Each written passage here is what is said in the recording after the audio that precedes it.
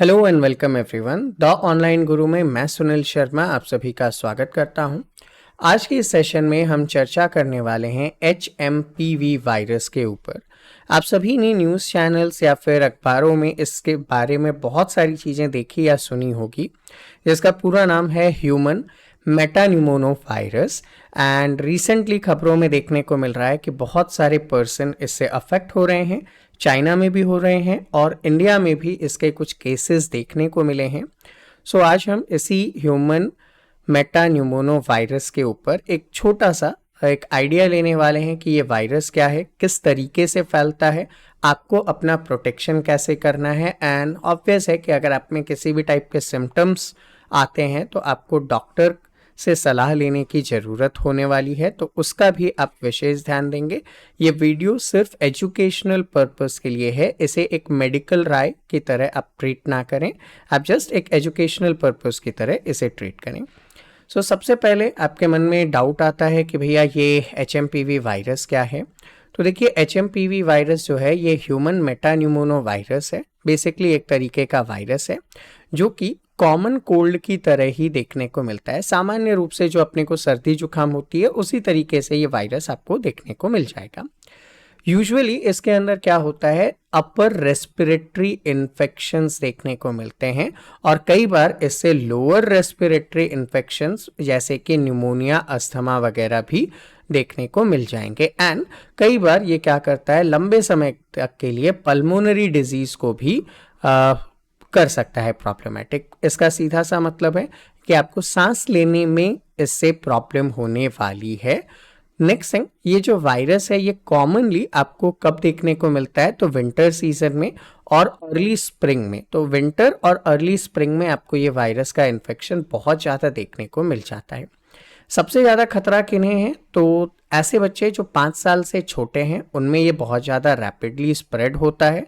And ऐसा भी देखने को मिला है कि एक ही पर्सन को बार बार भी इसका इन्फेक्शन हो सकता है, लेकिन फर्स्ट टाइम इन्फेक्शन होने के बाद नेक्स्ट टाइम उसके इन्फेक्शन से प्रॉब्लम कम होती है, मतलब बॉडी उसके यूज टू हो जाती है।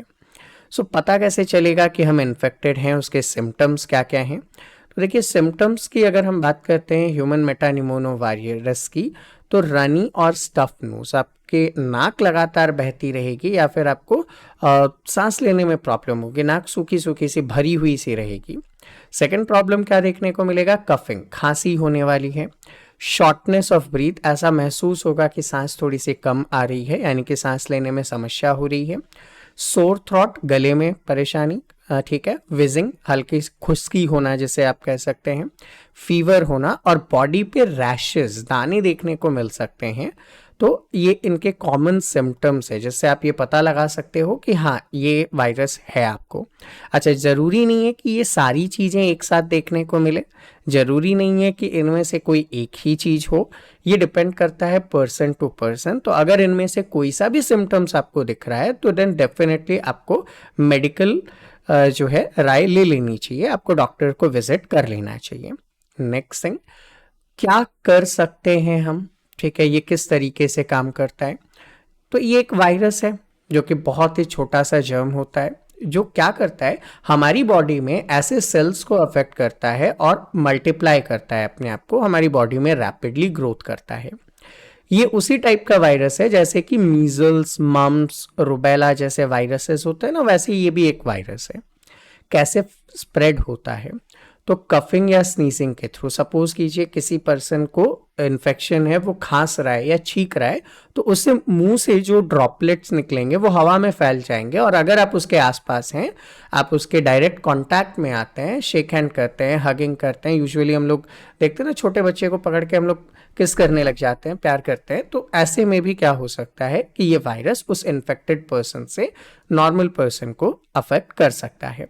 दूसरी चीज़, बहुत सारे ऑब्जेक्ट्स, क्योंकि यूजुअली हम लोग क्या करते हैं, हाथ में छींक देते हैं, खांस देते हैं और वॉश नहीं कर रहे हैं अगर आप हैंड्स को, तो उससे क्या होगा, आपका phone, door handle, keyboard, toy, जो भी चीज़ें आपके कांटेक्ट में आ रही हैं उन सभी में ये वायरस ट्रांसमिट हो सकता है और उससे फिर क्या हो जाएगा, बाकी लोगों में भी ट्रांसमिट हो सकता है। तो आपको इस चीज़ का विशेष ध्यान रखना है कि जब भी आप किसी भी चीज़ को, ऑब्जेक्ट को टच करते हैं तो आपको क्या करना है, अपने हाथ को या ऑब्जेक्ट को क्लीन करना है। रिस्क फैक्टर क्या है? तो भैया रिस्क फैक्टर होगा अगर यूजुअली बच्चे 5 साल से छोटे हैं या 65 साल से ज़्यादा के बुजुर्ग हैं तो उनमें सबसे ज़्यादा रिस्क देखने को मिला है। अच्छा, अगर आप इसके बीच के हैं तो मैंने कहा सबसे ज़्यादा देखने को मिला है। ऐसा नहीं है कि आपको ये वायरस नहीं हो सकता है, प्रिकॉशंस आप सबको लेना है। ऐसे पर्सन जिसका इम्यूनिटी सिस्टम वीक है, यानी कि हो सकता है उन्हें HIV हो, कैंसर हो, ऑटो इम्यून डिसऑर्डर हो या फिर कुछ मेडिसिन्स ले रहे हो जिनकी वजह से भी इम्यून सिस्टम जो है वो कमज़ोर होता हो, तो उन पर्सन्स को भी सबसे ज़्यादा इजीली ये वायरस अफेक्ट कर सकता है। अगर किसी को एस्थमा वगैरह हो तो भी उनको ये बहुत इजीली अफेक्ट कर सकता है। पता कैसे लगेगा आपको अगर सिम्टम्स आ रहे हैं तो सिम्टम्स के लिए यूजुअली आपका हेल्थ हिस्ट्री को जांच की जाएगी। और सेकंड थिंग, जैसा कोविड के समय पे हुआ था ना, स्वैब टेस्टिंग, आपके नोज या थ्रोट में से, नाक और गले में से सैंपल लेकर उसका लैब टेस्ट किया जा सकता है और उसके थ्रू ये पता चल जाएगा कि कौन सा वायरस है या नहीं है। नेक्स्ट थिंग, क्या हम इससे बच सकते हैं? जी हाँ, बच सकते हैं। आपको क्या करना है, अपने हाथों को लगातार पानी और साबुन से धोते रहना है जब भी आप कोई आउटर सरफेस या ऑब्जेक्ट के कांटेक्ट में आते हैं तो। एंड हेल्दी हैबिट तो होता ही चाहिए हमारे में, ठीक है। नेक्स्ट थिंग क्या करेंगे, अगर आपके पास सोप वगैरह नहीं है तो आप अल्कोहल बेस्ड हैंड सैनिटाइजर भी यूज़ कर सकते हैं। याद आ रहा है कोविड का दौर, तो वो अल्कोहल बेस्ड हैंड सैनिटाइजर का आप यहाँ पे यूज़ कर सकते हैं। सेकेंड थिंग, आपको अपने नोज़ और माउथ को कवर अप करके रखना है, ठीक है। आप अपने एल्बो वगैरह से ऑब्जेक्ट्स को टच करें क्योंकि वो बहुत कम कांटेक्ट में आता है।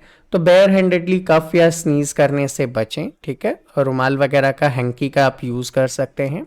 और क्या करना है, आपको ऐसे लोगों के आसपास नहीं जाना है जो बीमार हैं, जिनको बीमारी है, जो कॉन्टेजियस डिजीजेस स्प्रेड कर सकते हैं, उनसे आपको थोड़ा दूरी बनाए रखना है। अगर किसी कारणवश जाना ही है आपको तो आपको क्या करना है, मास्क पहनना है, ठीक है। अब सपोज कीजिए फैमिली में कोई पर्सन बीमार है तो ऐसा थोड़ी करेंगे कि आप उनकी हेल्प नहीं करेंगे। जब आप ऐसा करते हैं तो आपको मास्क पहनने की रिक्वायरमेंट है। एंड क्या करें, अपने फेस को, आईज को, नोज को एंड माउथ को बार बार टच करने से बचें क्योंकि एयरबॉर्न डिजीज है और यहीं से बहुत आसानी से ये स्प्रेड अप हो जाता है। नेक्स्ट थिंग, अगर पता चलता है कि कोई बीमार पर्सन है तो उसके यूटेंसिल्स वगैरह को, बर्तन वगैरह को यूज़ आपको नहीं करना है क्योंकि उनसे भी इजीली ये स्प्रेड हो सकता है। तो ये कुछ हम लोगों ने बात किया कि किस तरीके से फैलता है और आप किस तरीके से इनसे अपने आप को बचा सकते हैं।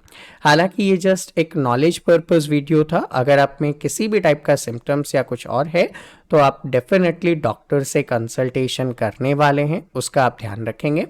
एंड अगर आप हमारे साथ जुड़कर लाइव क्लासेस के through Sainik school, military school, RIMC, Gurukul, O group जैसे वेरियस एग्जाम्स की प्रिपरेशन करना चाहते हैं तो 7737653468 पर आप मुझसे कांटेक्ट कर सकते हैं। प्रेफर्ड टाइम होगा 10 AM to 2 PM के बीच में आप कॉल करें, अनलेस आप व्हाट्सएप का यूज़ करें, टाइमली आपको रिप्लाई मिल जाएगा। ऐसे ही और रेगुलर एंड इन्फॉर्मेटिव सेशंस के लिए चैनल को सब्सक्राइब कर बेल आइकन प्रेस कीजिए। मिलते हैं आपसे अगले सेशन में, तब तक के लिए जय हिंद।